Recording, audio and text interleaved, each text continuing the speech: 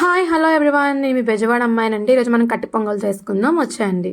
Stove on చేసుకొని ఒక cooker పెట్టేసుకోవాలండి. కుక్కర్లో 4 టేబుల్ స్పూన్ల ఆయిల్, 2 టేబుల్ స్పూన్ల నెయ్యి వేసుకోవాలండి. నెయ్యి ఎందుకంటే తక్కువగా వేశాను, మా పిల్లలు కొంచెం నెయ్యి తినరండి, సో అందుకనే తక్కువగా వేశాను.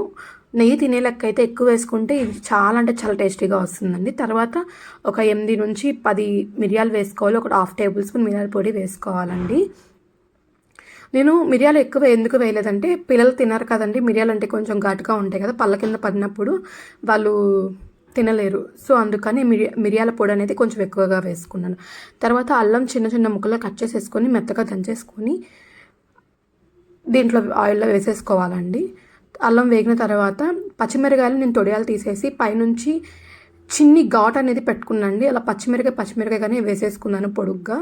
ఎందుకంటే పిల్లలు పచ్చిమిరకాయ ముక్కలు అయితే తినలేరండి, సో పక్కన పెట్టుకోవచ్చని ఈజీగా ఇలా వేసుకున్నాను. తర్వాత కరివేపాకు వేసుకోవాలి. కరివేపాకు వేగి పచ్చిమిరకాయలు వేగిన తర్వాత జీలకర్ర ఒక హాఫ్ టేబుల్ స్పూన్ జీలకర్ర వేసుకోవాలి. జీలకర్ర బాగా ద్వారగా వేగిన తర్వాత 10 నుంచి 15 జీడిపప్పులు ముక్కలు చేసేసి వేసేసుకోవాలండి.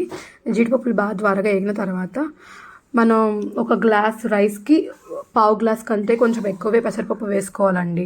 పెసరపప్పు వేసేసుకొని బాగా పెసరపప్పు అనేది పచ్చివాసన పోయి ద్వారగా వేగిన తర్వాత మనం ఒక గ్లాస్ రైస్ని ముందుగానే కడిగి శుభ్రం చేసేసుకొని ఉంచుకోవాలి. కడిగేసిన రైస్ని వాటర్ ఏమీ లేకుండా ముందుగా మనం పెసరపప్పు వేసుకున్న ఆయిల్లో ఆ రైస్ అనేది వేసేసుకోవాలి. రైస్ వేసుకొని ఒక 2 మినిట్స్ కొంచెం ఫ్రై అవనివ్వాలండి. ఈ రైస్ ఇలా వేసుకోవడం వల్ల మనకి టేస్ట్ అనేది కొంచెం బాగా వస్తుందండి, అంటే చాలా టేస్టీగా ఉంటుంది. రైస్ అనేది డైరెక్ట్గా వేసిన టేస్ట్ ఒకలా వస్తుంది, ఇలా మనం ఆయిల్లో ఫ్రై చేసుకుంది ఒక విధంగా వస్తుంది. టేస్ట్ రెండు డిఫరెంట్గా ఉంటాయి. ఒకసారి మీరు ట్రై చేయండి. సో నేనైతే ఇట్లా చేస్తాను, ఆయిల్లో కన్ఫామ్గా నెయ్యి దేశం కాబట్టి రైస్ వేస్తే చాలా టేస్టీగా ఉంటుంది. సో నేను ఒక గ్లాస్ బియ్యానికి 3.5 గ్లాస్ వాటర్ పోసుకుంటానండి, ఎందుకంటే కొంచెం నాకు మెత్తగా అనేది కావాలి.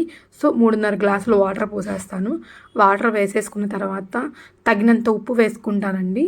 తగినంత ఉప్పు వేసుకొని వాటర్ అనేది కొంచెం బాయిల్ అవుతున్నప్పుడు ఉప్పు అంతా దాంట్లో మెల్ట్ అవుతుంది కదా, తర్వాత సాల్ట్ అనేది సరిపోయింది అలా చూసుకొని, ఒకవేళ చాలకపోతే అడ్జస్ట్ చేసుకుంటాను సాల్ట్ అనేది. తర్వాత వాటర్ అనేది బాయిల్ అవుతున్నప్పుడు పైనుంచి నేను లిడ్ అనేది పెట్టేస్తానండి. కుక్కర్ మూత పెట్టేసి విజిల్ అని 3 or 4 విజిల్స్ పెట్టుకుంటానండి. కొంచెం నాకు మెత్తగానే కావాలండి, అందుకే 3 or 4 పెట్టుకుంటాను.